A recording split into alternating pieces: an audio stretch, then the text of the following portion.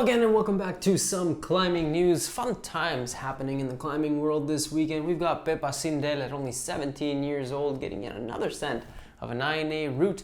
Rogora doing it again with another 9A send and the first ever female 8C plus Onsight. Lorenzi, the big capital B day out in Magic Wood and more. So just doing the YouTube thing real quick, throwing in a reminder to like, subscribe, leave a comment, helps the channel, you know the drill. Now, yeah, let's get the show started.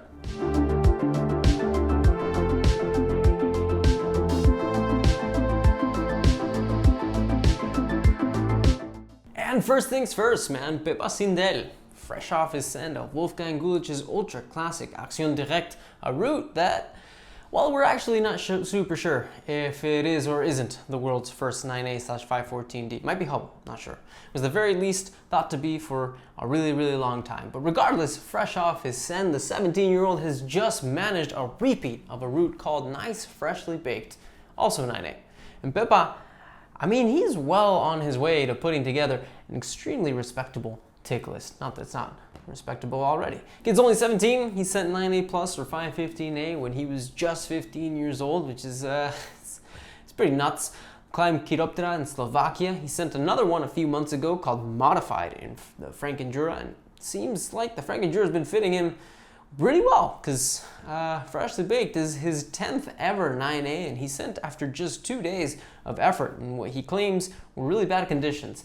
And yeah, seeing as how it's summer and everything is disgusting and Frankenjura has a tendency to get real humid, yeah, I'm inclined to believe it. Amazing stuff from Pepa as always. Links down in the description. Yeah, man, just wondering what other next gen talents are you guys psyched about?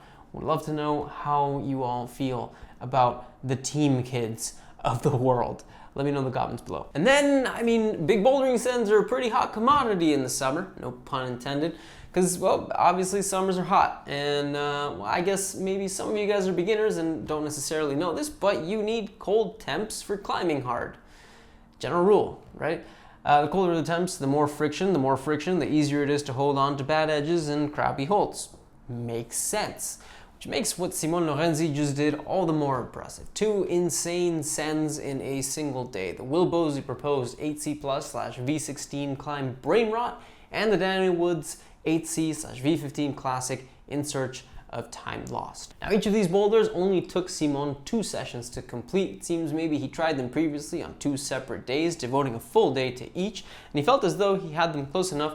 Trying to send them both in a single day would not be the craziest thing in the world. And, well, yeah, that's exactly what he did. Dude started the day trying Brain Rot. He reported it, felt pretty good, so he managed to send on his second go, which is just crazy. And then he moved to In Search of Time Lost, which is a much longer problem. It's also a roof, meaning it likely tires you out a lot easier, which took him 5 goes in total because he apparently kept falling near the end. Kept falling. Like, what is he talking about? Kept falling. He fell 4 times. That's not keep falling. These people have no idea what that actually means. What's wrong with them? Jesus.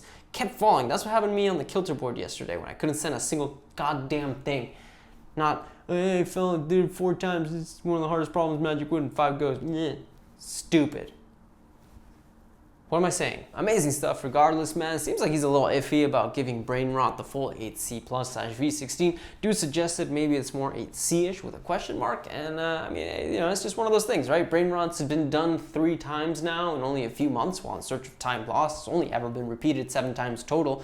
And that was FA'd back in 2007 or 2008. I don't really remember, but one of those years. So, you know, are a lot of repeats a sign that a boulder is soft? Not necessarily, but then again, who knows, right? Well, Bosley didn't seem completely sure about the 8C plus proposal when he sent, and then Thomas Zupin didn't really comment on the grades, so not a lot of help there. Really all we have is speculation, and I need to wait for the next people to repeat this thing to see what consensus is formed. It's kind of like, you know, one says 8C, the other says 8C plus, we don't know.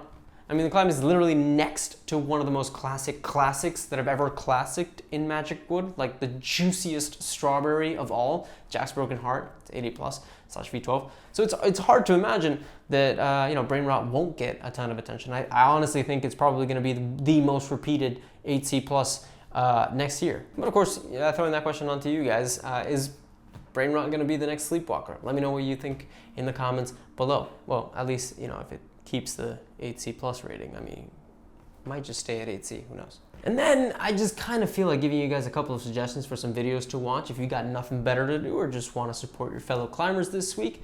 We've got a new Miguel Climbs Sunday Sends featuring the one and only Ravioli Biceps. Dude's a moonboard legend and honestly worth checking out because it's probably one of the few times you'll ever see this guy not climbing on the moonboard. He does some commercial sets, pretty cool. It's good stuff. And then if you're up for some slightly more outdoorsy content, and by slightly more I mean completely more outdoorsy, Jason Kale has a vlog that I honestly did not know about. Jason Kale is an absolute legend of the sport, first person to ever climb Evolution 8A+/V12, which if you don't know is one of the most prominent lines on the Grandpa Peabody boulder, and he did it in a time when climbing 8A+/V12 would get you in magazines. I mean, a guy was, you just have to call him a visionary for just that line, to be honest. It's absolutely incredible. Anyways, the guy's been living out in Waco tanks. He's been doing some first ascents of new low roof climbs. If you want to check that out, links in the description below. Of course, be sure to see what's what. Then we got Pete Whitaker doing some crazy rope soloing up north in Norway. Dude soloed the north wall of Balamen in under 24 hours. It's pretty crazy, epic to watch. It's about 40 minutes of pretty intense GoPro footage. That's it's Pete Whitaker. This is always a fun watch, so go check it out. I cannot recommend that enough. And then finally, this video of Will Moss doing ridiculously hard trad climbing out in Colorado. If you don't know, Will Moss is a kid from New York City who's it's just funny to me. He set himself the goal of climbing the hardest trad routes in the USA before he graduates, and yeah, he's not only strong enough to do everything, he's also more than bold enough. We were talking about climbs that are both R and X rated, like serious death potential here, and probably one of the more badass things that anyone in the sport could even begin to think about doing. Huge recommendation there. Video is great, and I don't know, the fact that he's from New York is just funny to me. It's like the least outdoorsy city in the world. And then, last week I asked people if they thought whether or not Laura Rogora was maybe, just maybe, the female sport climbing world's greatest outdoor climber. And a few of you guys seem to think Brooke's send of Excalibur being a full grade harder than any of the 2 9Bs Laura has done was enough to have her beat. But now, well, not only has Laura done yet another 9A in just 3 days, but she has just become the first woman to ever Onsight an 8C+/514C route with a climb called Ultimate Sacrifice in Gorge du Loup. And okay, I need to make sure people understand the significance of this. 8C+/514C, it doesn't sound like much, at least not for where the sport is today. It just doesn't. At this point, when people send 9A routes, it barely counts as news. Like, I personally have had to make a ton of decisions to not talk about, I think at this point, easily 100 reported sends of 9As and 8C+s in order to keep these episodes just a little bit shorter. Like, at this point, newsworthy is basically 9B or above. So when I see, oh hey, this chick just did 8C+, it's kind of easy to dismiss it. The thing is, this wasn't just a send. This was an Onsight. The first 8C+ Onsight ever done by a woman. And maybe you've seen Adamandra explaining the rules behind an Onsight, maybe you haven't, but here's a reminder anyways. In order to Onsight a route, you cannot have any prior information. That means you've never seen a video of it being done, you've never been told a thing about beta, you've never even touched the holds or even looked at them. The friggin', the rules are in the name, right? You Onsight, sight as in see, not sight as in place. As in, while you're climbing, you're seeing and feeling everything for the first time. Different than a flash, because on a flash, you can get as much information as you'd like before you hop on the route. So this is a lot harder. How much harder? Well, there are only 2 people in the world who have ever Onsighted 9A/514D. 3 guesses who one of them is. Actually, guess who they both are. I'll wait. Okay, so if you guessed Adamandra, that was the gimme. If you guessed Alex Magos, yeah, it's Alex Magos. And Magos, okay, so Magos is very frequently put in a category above a lot of other incredibly strong climbers. Like, you constantly see him talked about as being the #1 sport climber in the world other than Adam Ondra. Better than Jakob Schubert, better than Seb Buin, better than Stefano Ghisolfi, and better than Jorge Diaz-Rubio. Despite the fact that Jakob, Seb, Stefano, and actually even Jorge has slightly bulkier tick lists than Magos. And the reason that is because Magos is Onsight at 9A and none of those guys have. Actually, you know what those guys haven't done either? Onsight at 8C+.